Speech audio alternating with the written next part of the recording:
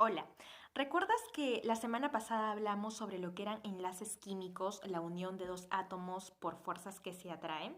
Pues bien, esta semana lo que vamos a ver es que de acuerdo a la sustancia que interviene en esa unión, va a haber una clasificación de enlaces. El día de hoy vamos a ver un tipo de esos enlaces que vendría a ser el enlace iónico.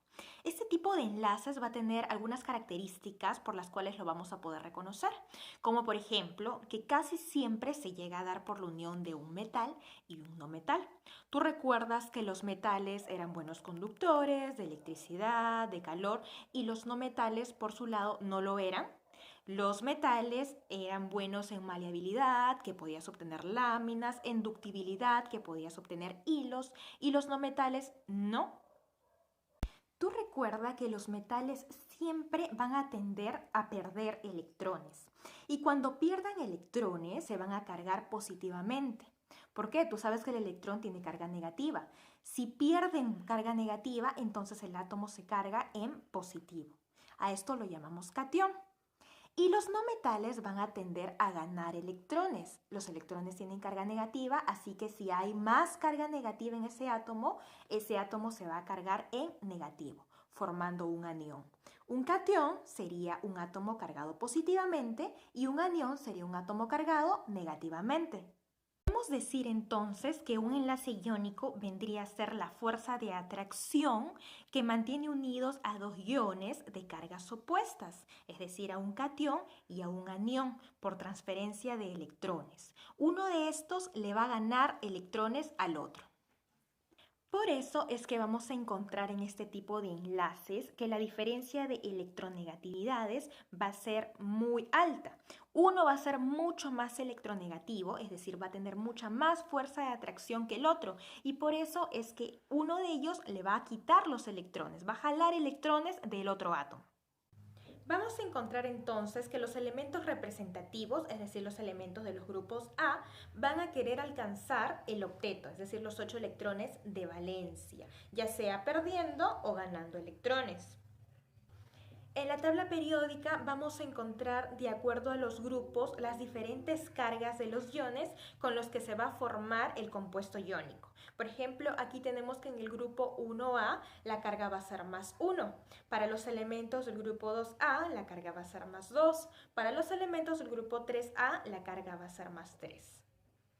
En el grupo 4A vamos a ver que tenemos carga más 4 o menos 4 porque se van a encontrar a dos tipos de elementos, ya sean los que pierdan electrones formando un catión o los que ganen electrones formando un anión. Y también tenemos los siguientes grupos 5, 6 y 7A con su respectiva carga. Conociendo esta carga, nosotros ya vamos a poder formar lo que es el enlace o el compuesto iónico.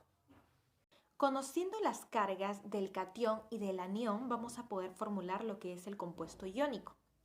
Lo primero que vamos a hacer es colocar al catión y luego al anión. Vamos a intercambiar sus cargas omitiendo lo que es el signo, es decir, no lo vamos a tomar en cuenta. Si estas cargas son pares, entonces lo que vamos a hacer es simplificar. Vamos a formar ahora lo que es el compuesto iónico formado por el bario y por el yodo. Tenemos ahí en pantalla que el bario pertenece al grupo 2A y que tiene de carga más 2. Nosotros sabemos que podemos ubicar lo que es la carga de acuerdo al grupo, y el grupo lo podemos ubicar haciendo la configuración electrónica.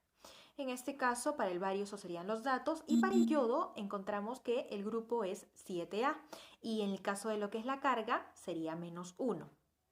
Colocamos, recuerden, primero al catión, que sería el bario en positivo, carga más 2, y luego al anión, el yodo, que estaría cargado en negativo con menos 1, ¿correcto? Y lo que vamos a hacer es intercambiar esas cargas, recuerdan, omitiendo el signo, y nos quedaría como bario y yodo, y la carga del más 2 del bario ahora pasaría para el lado del yodo, como se pueden dar cuenta, y la carga de 1 pasaría hacia el bario. Vamos con otro ejemplo. Ahora tenemos lo que es un compuesto iónico formado por el magnesio y el nitrógeno. En este caso, los datos del magnesio serían que pertenece al grupo 2A y su carga sería más 2. Y en el caso de lo que es el nitrógeno, yo voy a saber que pertenece al grupo 5A si hago su configuración electrónica, y su carga sería menos 3. Con estos datos yo ya puedo formular lo que es el compuesto. sé que primero debo de poner el catión, el magnesio, que está cargado en +2, y luego pongo el anión, el nitrógeno, que está cargado en -3.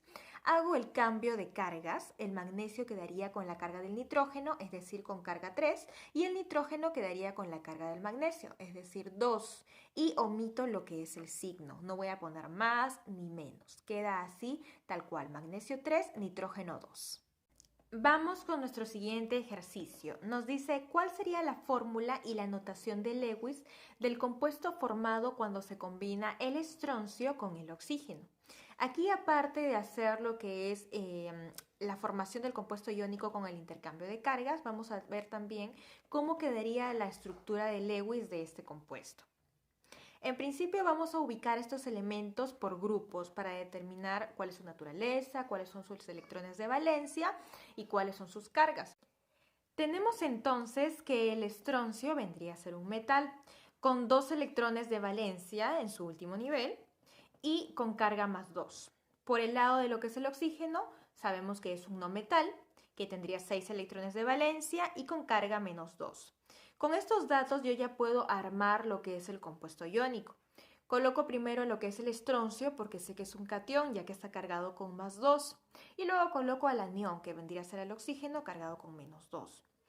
Hago lo que es el intercambio de cargas sin signos, o me olvido de los signos y me quedaría el estroncio con 2 y el oxígeno con 2. Finalmente los dos tienen la misma carga, solo que con diferentes signos. Pero como lo estoy omitiendo, quedaría así.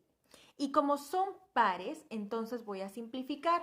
Y cuando simplifique me va a quedar solamente el estroncio con el oxígeno. Y ya tenemos lo que es el compuesto iónico, podríamos desarrollar lo que es la estructura de Lewis. Tenemos al estroncio con 2 puntitos, a la derecha uno y a la izquierda otro. Estos son los 2 electrones de valencia que le corresponden. Al lado tenemos al oxígeno, ¿con cuántos puntitos? 6, que son también sus electrones de valencia.